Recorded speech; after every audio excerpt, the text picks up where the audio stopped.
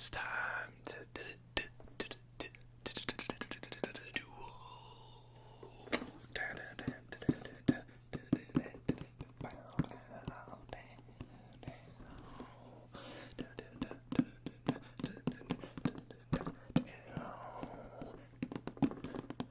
Yeah.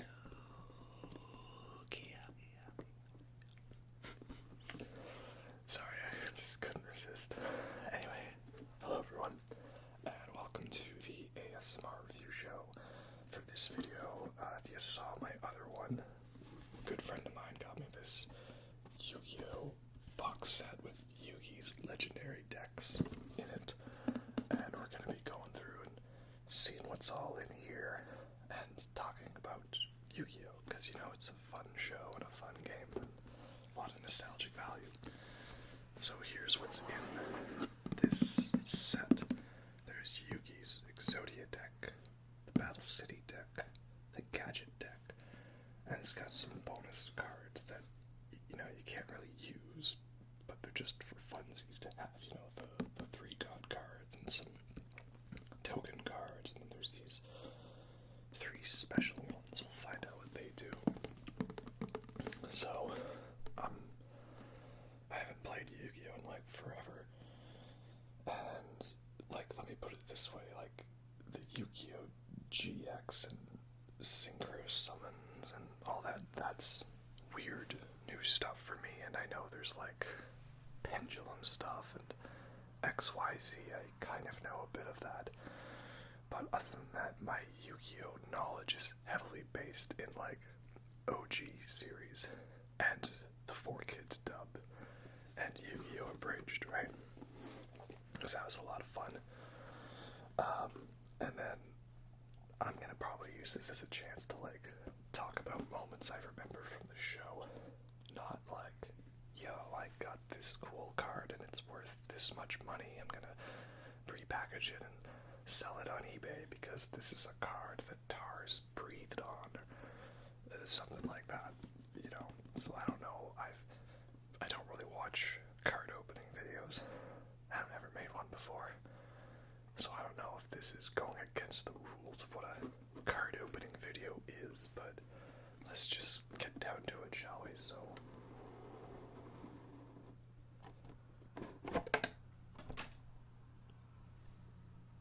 yeah, okay, I opened some of them already. Okay, go easy on me, right? I had to see a little bit of what it was like. One moment. Okay, where was it? Okay, yes. So, there's like 3 decks here, and then a couple extra bonus cards here. So we'll start with those. So again, I already opened some of these ahead of time, sorry.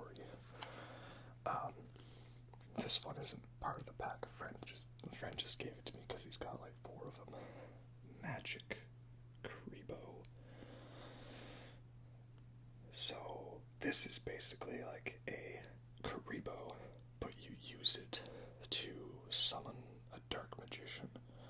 Or then if a Dark Magician gets destroyed, you can get this card back from your graveyard. So he's Kaiba, but for helping out with Dark Magician. So in this pack, there's the 3 special cards, and there's got Electromagnetic Turtle. This card can get banished from your graveyard to end the battle phase. So he's like a defense guy that works pretty well, but really good in the graveyard. And then there's Dark Renewal, and that's basically like you can target one monster your opponent summons and a spellcaster monster you control, send them both to the graveyard, and then you can special summon one from your deck or graveyard. So basically you gotta sacrifice one of your guys to get rid of an opponent's guy, but then you'll get another one of your guys back. Most likely a Dark Magician, because this is Yugi's deck, so it's gonna be all Dark Magician stuff. Then we've got Black Illusion, which is it's basically like a shield for dark spellcaster type monsters with 2,000 or more attack.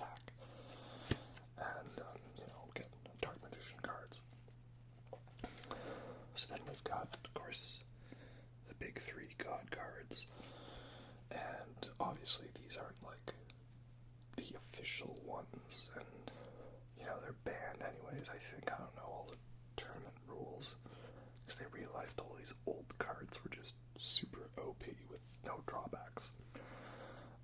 So it's just a first show, but it's kind of cool to finally have these three: Slifer, the Sky Dragon, who gains power from the number of cards in your hand, and Obelisk, the Tormentor, who is very strong and can be used to nuke the opponent's field, and the Winged Dragon of Ra, who has basically whatever ability Merrick decides that he has during that duel. And then there's these fun little token ones. I think this is the one for the Invite to Duelist Kingdom. Then Duelist Kingdom card. And Glory of the King's Hand to get the money for my sister's prize operation, whatever. And then just a cool Yugi one token.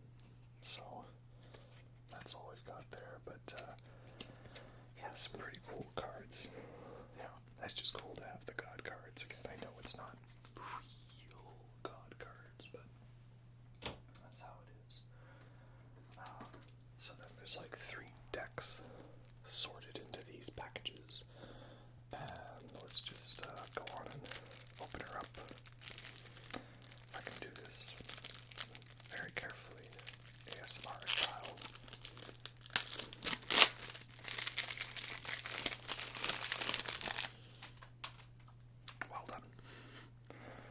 Okay, starting off, Magician of Black Chaos. I always remember this as the guy that Yugi used to beat Pegasus, beat Relinquished.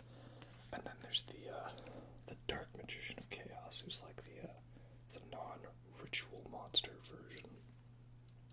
And you can revive magic cards from the graveyards, or I guess they're spell cards. That's how you know I'm old school, is I remember when they were called magic cards, not spell cards.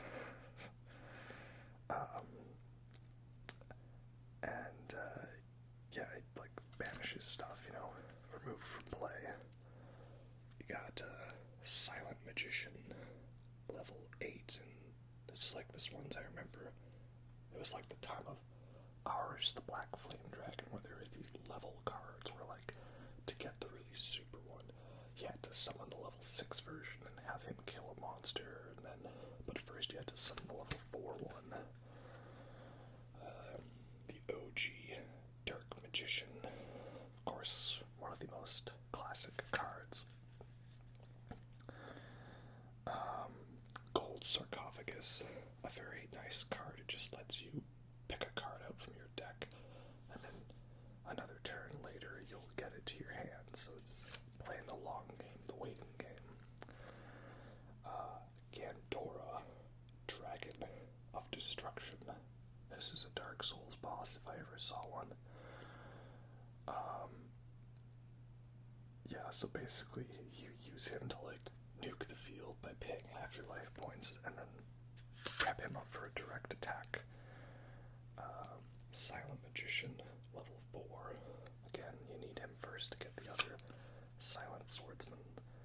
I see there's a level 4, and now there's a level 7 guy. Oh wow. A lot of levels. There you go. Silent Swordsman, level 5. Silent Swordsman, level 3, so there's a 4-5, or a 4-6-8, and a 3-5-7. Okay. Interesting. And, okay, here you go. The favorite card of all the weeboos out there, the Dark Magician Girl. Ooh, Dark Magician Girl. Yeah. Alright, moving on. Here we have I have 2 favorite cards, because there was the favorite card I owned, and then the favorite card that I never was able to own. My favorite card that I owned was Buster Blader, because he's just a total badass card, and he gains attack power for every dragon-type monster your opponent has, or is in their graveyard, so he's already really cool. And then of course there's the Dark Paladin card, which is the fusion of Dark Magician and Buster that guy's even more awesome, but I never actually owned that card, so if it's in the set, I'm gonna be pretty hyped. Next we have the Tricky. And he's a weird card, because I guess you can special summon him from your hand by discarding a card, but doesn't seem like he's that powerful.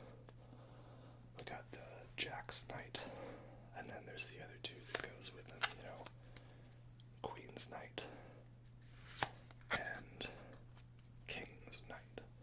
And I know Yugi would always somehow get these three cards together so we could summon a god card, right? Then there's the gadget cards, and I know these cards kind of work similarly. You can summon them together.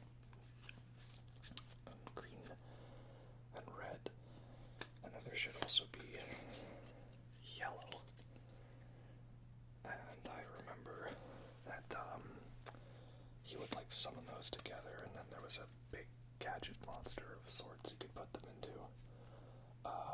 You got Skilled Dark Magician, who's a pretty powerful level 4 card, and basically he lets you build up counters on him, so you could special summon a Dark Magician.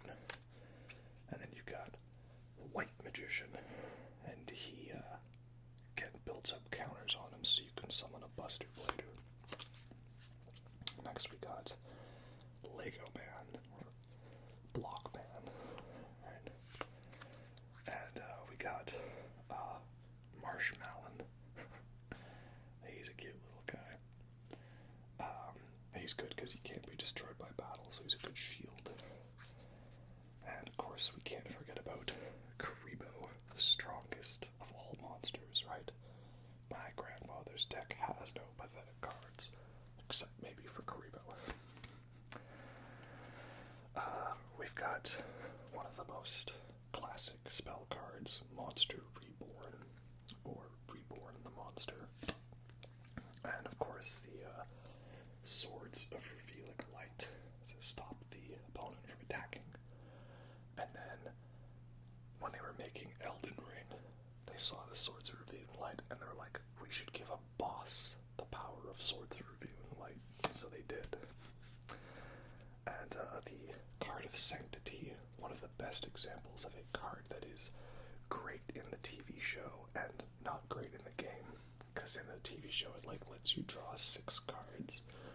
But this one you have to get rid of every card you have, and then you get 2 cards, so it's like a not as good Pot of Greed, which Pot of Greed, by the way, lets you draw 2 cards. Polymerization, obviously the fusion card. I always liked the fusion artwork in the TV show, more so than this one. Next we have Dark Magic Attack. This is just if you have a Dark Magician, it works like a Harpy's Feather Duster. You destroy all the spell and trap cards. And Magician's Unite, which lets you, basically, if you have 2 spellcasters, you can buff one of them, but only that one can attack. Has a cool artwork. Dedication through light and darkness. So you basically sacrifice Dark Magician to get Dark Magician of Chaos. And Black Magic Ritual, the card used to summon the Magician of Black Chaos. This is a tricky spell 4. Looks like some Dragon Ball Z type of protein pill, like a sensu bean. You get rid of Tricky, and you special summon Tricky tokens equal to the number of monsters your opponent controls.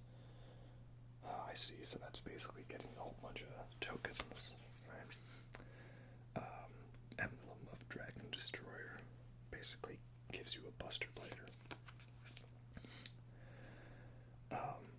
This is nice. Marshmallow glasses. The marshmallow already couldn't be destroyed, but now this makes it so your opponent can only attack it.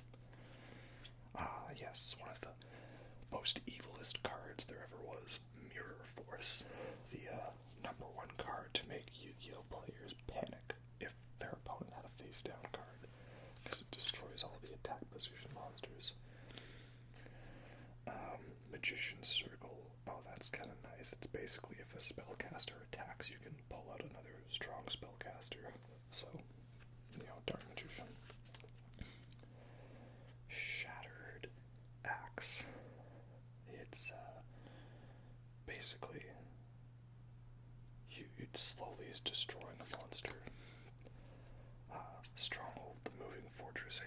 was the gadget card. It's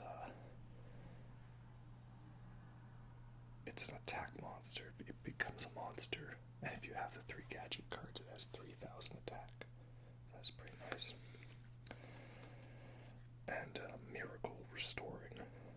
This card basically works as a monster reborn for a Dark Magician or Buster Blader using spell counters. Dark Paladin.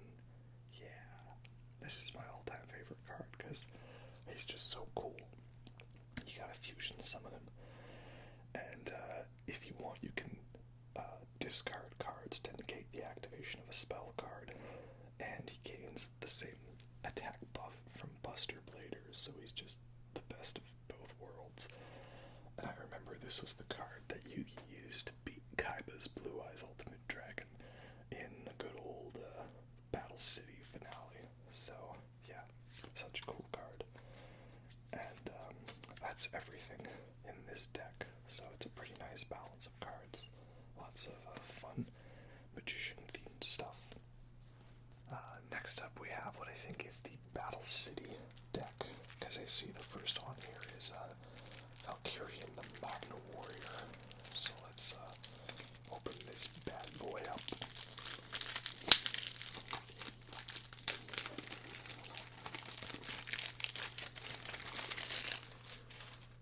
So you know I'm not a professional, I don't make it nearly as smooth. Okay, so first up, Valkyrian the Magna Warrior. And I remember, the good old days when this was considered an OP card by sacrificing your Magnet Warriors Alpha, Beta, and Gamma. And then, if you needed to, you could get rid of this guy and then bring back Alpha, Beta, and Gamma. So he was kind of cool in that way. They could all assemble and disassemble. And of course, what is a Yugi deck without the Dark Magician? And, alright, one more for you. Dark Magician girl. Eat your heart out. And swords for Revealing Light. Though this is a ultra rare kind, so that's pretty cool. And we've got an ultra rare Mirror Force, as it should be. And once again, a good old Buster Blader, my favorite, besides Dark Paladin. We have the Archfiend of Gilfer. So this one, basically it latches onto a monster after it dies, and it sort of nerfs it a bit. And once again, what would Yugi's deck be without the Jack's Queen and King Knight cards? Very good all around. Don't drop it. Don't drop it. Next up is Baphomet, which is, I know he fuses with Gazelle, the King of Mythical Beasts, and he basically allows you to pull that card into your hand. And there he is. Gazelle, King of Mythical Beasts, and they fuse together to make like a Chimera guy, I think. Next up, the Magnet Warriors, Alpha, Beta, and Gamma. I think Beta is the best one, I think. Yeah, because Beta's got more attack than defense. Next up, Big Shield Gardena. Definitely a monster that is cooler in the show than in actuality, because it's cool that if he's targeted by a spell card, he negates the activation. But basically, after he gets attacked once, he gets changed to attack position. So if your opponent's got 2 monsters, that's pretty much the end of that. And of course, again, it has only powerful cards, except maybe for Kaiba.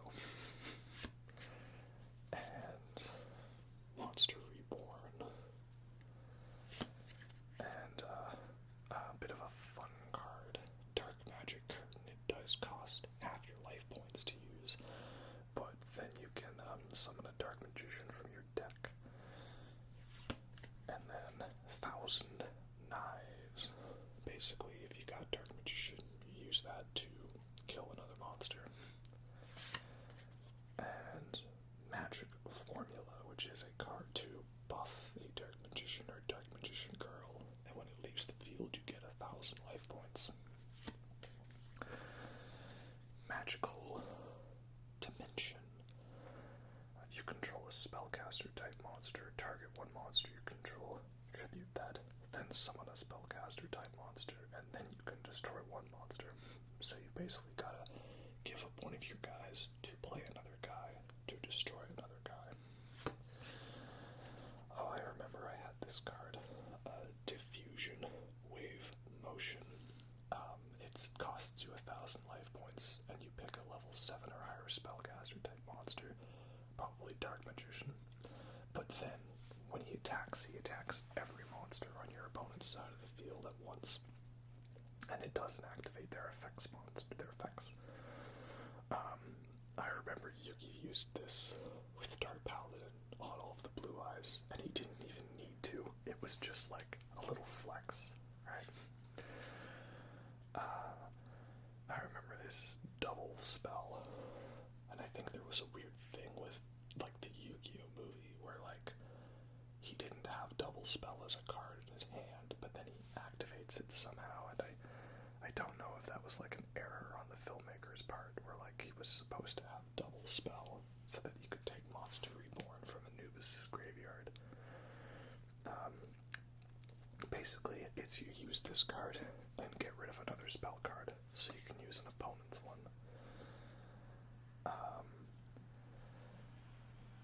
And this is an interesting one, Ectoplasmer.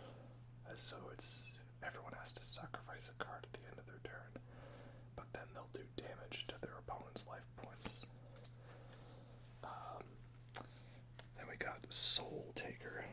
It's a bit of a trade-off in that you have to destroy an opponent's monster, but then the opponent gets 1,000 life points. Ah, yes. The good old Pot of Greed. Pot of Greed is a card that when I activate it, it lets me draw 2 cards. Just in case you guys weren't aware that that's what Pot of Greed does. It lets you draw 2 cards. And good old Card Destruction, which everyone discards their hand and then draws the same number of cards they discarded. And I remember this good old Exchange, which, you know, is like, cool, I'm going to use this to take Winged Dragon of Ra. But then it doesn't actually work because, there's like 50 hidden rules to Winged Dragon of Ra in the show. I remember like every episode it was just like, foolish fools, you don't know that I secretly know the true power of Ra. You have to like say an Egyptian phrase to summon it, but then you also sacrifice life points, but then you bind your soul to it. It got pretty weird. I have to maybe rewatch that to refresh my mind. We've got Monster Recovery. So if monster is still on the field, shuffle your entire deck and then draw cards equal to the number you shuffled. Okay, interesting. So it's a way to kind of like save your monster and then get a new hand out of it. Polymerization. And the anti-polymerization, Diffusion. That's a handy card to have, right? Lets you split up a fusion monster, useful for your opponent or useful for yourself. And Multiply, you know, a way to basically get yourself a defensive wall of Karibos. It's always cool how they use that in the show. And then we have Magical Hats. Good old Magical Hats. I remember all that from the show. This one, basically, you pick a bunch of cards from your deck and then shuffle them around as a way to confuse your opponent from attacking your monster. But then also you could use that to potentially get some cards from your deck into your graveyard, right? this basic magical cylinder, right? Great card, lets you just take that attack and be like, reverse Uno, right? You activated my trap card. Well, it was only a matter of time till they got me to say that line in this video. And then spell binding circle, which basically lets you just lock down a monster, so it stops it from attacking. And then light force sword, which basically gets rid of a card from your opponent's hand for 4 turns. It's a good way to just, get something out of the way. And chain destruction. So basically, it's if they play a card, then that lets you destroy every card of that name in the opponent's deck. Soul rope. What's this do? Basically, it's one of you guys gets destroyed, except during the damage step. So destroyed by card effect, not by battle. You can pay 1,000 life points and bring out a level 4 monster from your deck. Tragedy. So this is basically to get after your opponent for switching defensively. It's if they change an attack monster to defense position, it destroys all of their defense position monsters. There we go. Here's the fusion guy. Chimera, the flying mythical beast. So what's nice is when he's destroyed, then you can bring back one of Perfumet or Gazelle. And that's everything for this deck. So it's a pretty cool one. I like some of the stuff in here, but I feel like it's not nearly as geared towards getting you a Dark Paladin as the other deck, right? Which is, of course, what I would prefer. Alright, and last up, we have the Exodia deck, the forbidden one. Exodia, obliterate. Oh, yes. I remember the days of everyone trying to get Exodia, right? Good times.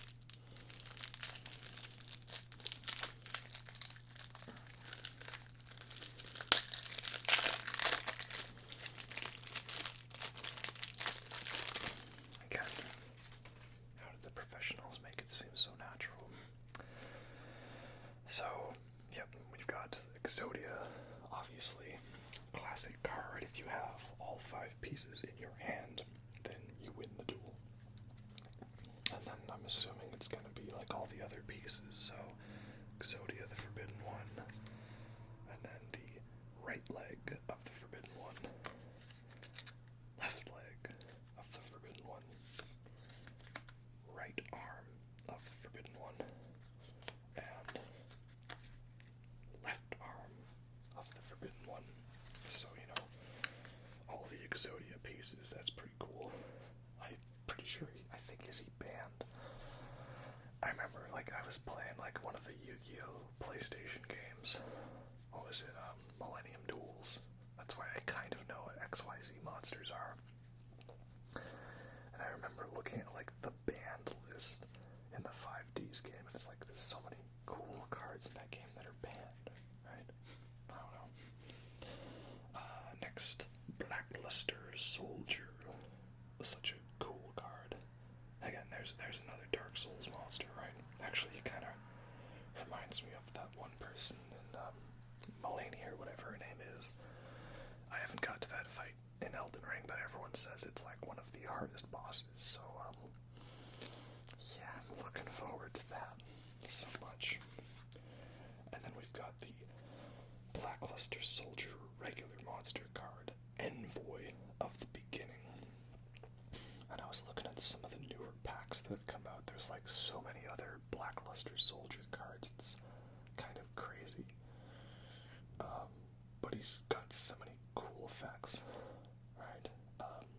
You can either banish a card, but then not attack, or if you attack and destroy a monster, you can attack again. It's great. And we got the Dark Magician. That's more of the OG look to the card that I'm used to. I don't know what one of the designs actually came first, but the Dark Magician look that I'm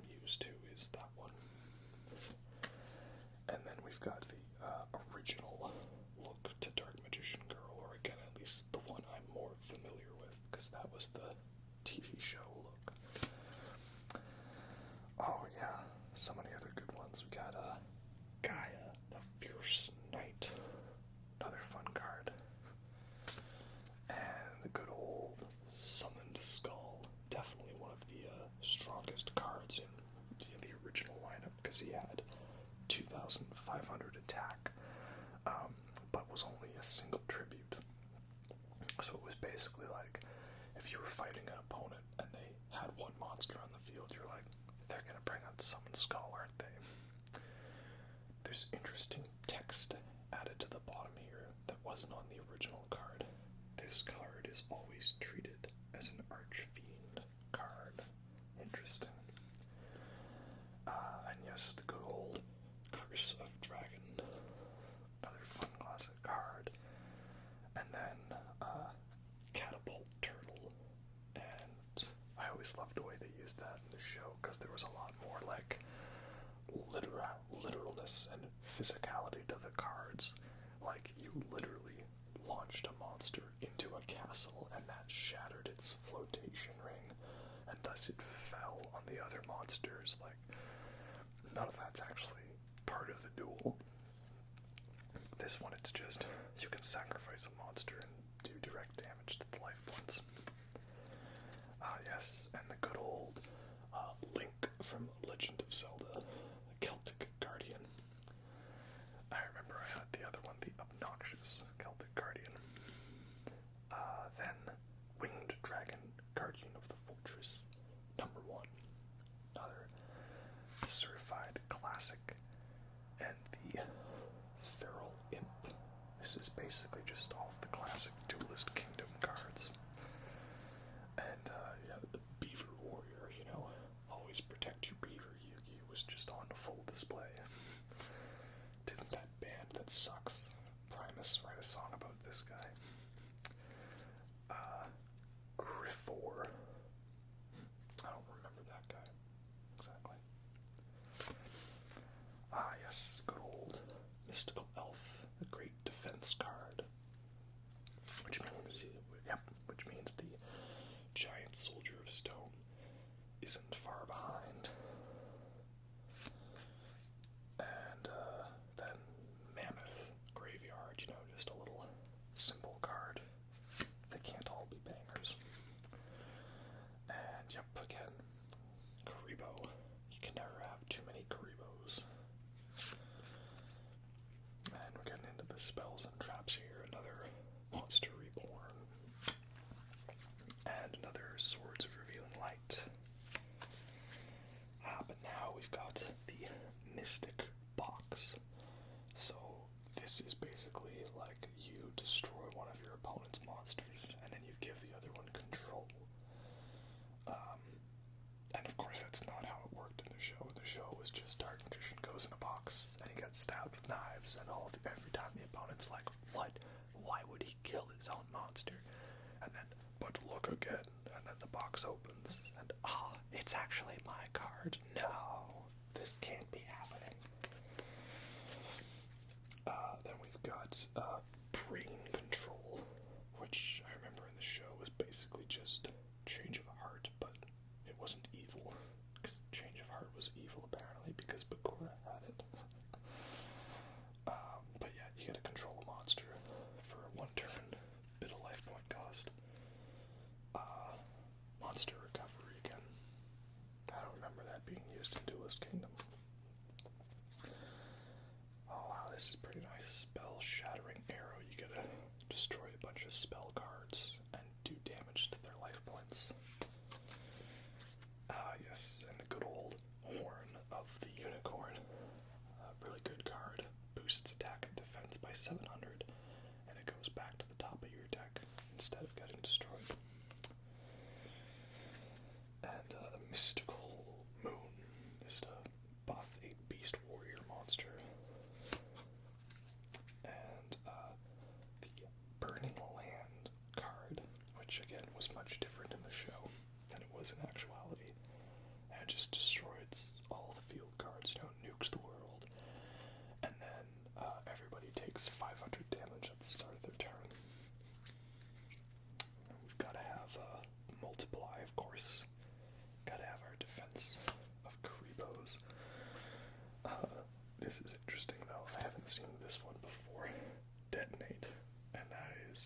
Destroy as many Karibo and Karibo tokens you control, and destroy cards your opponent controls up to the number.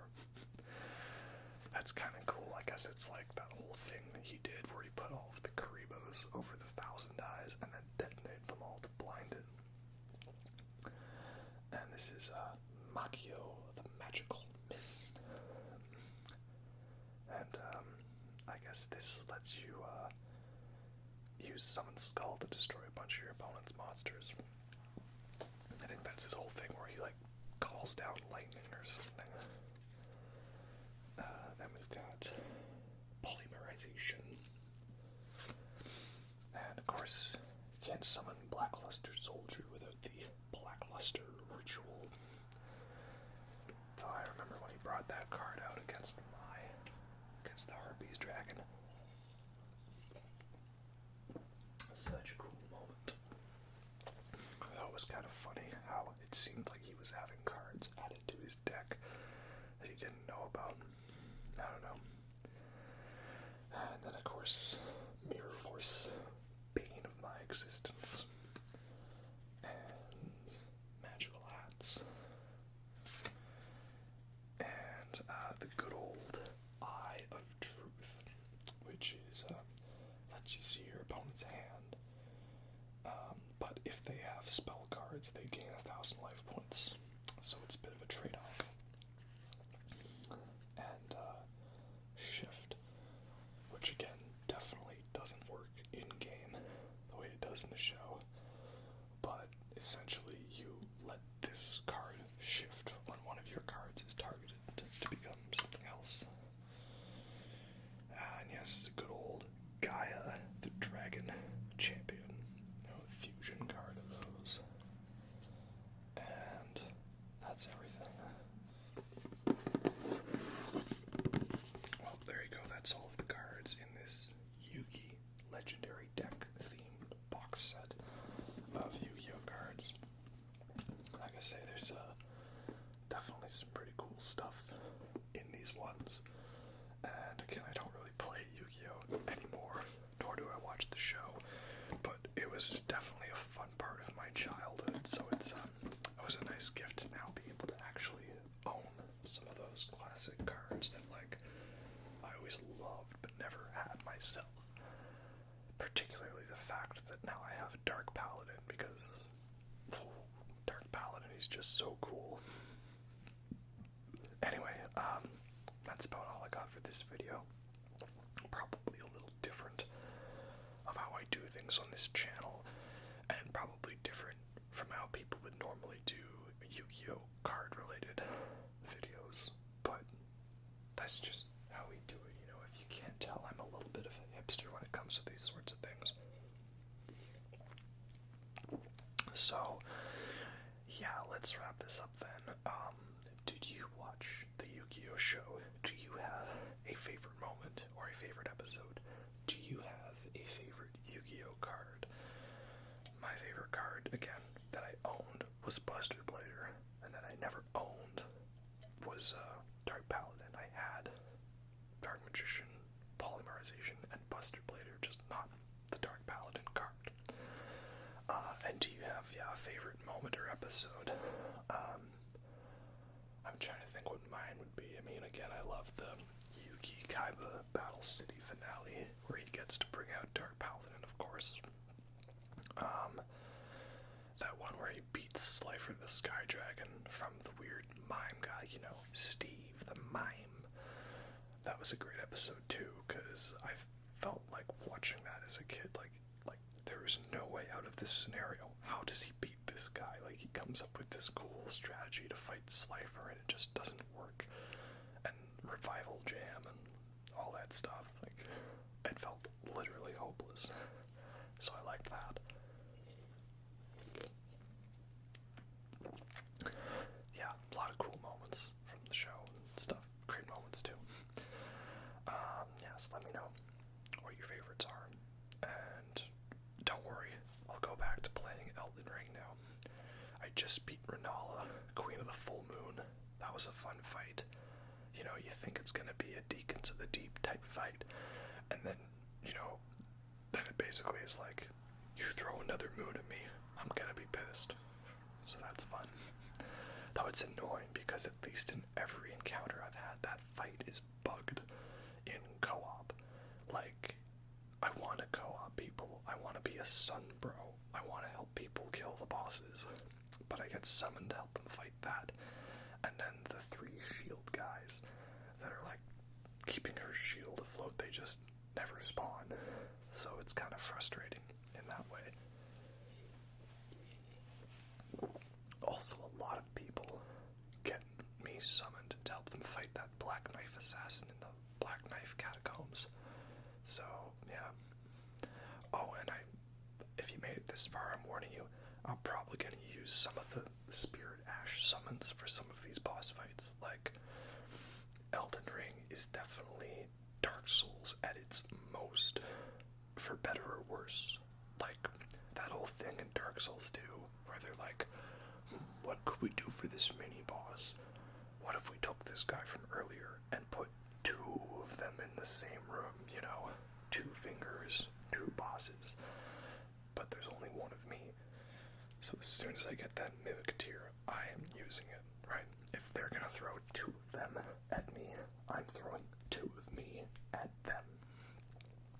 Anyway, small Elden Ring update. I promise I'll keep at it. Anyway, hope you all enjoyed that, and don't forget to believe in the power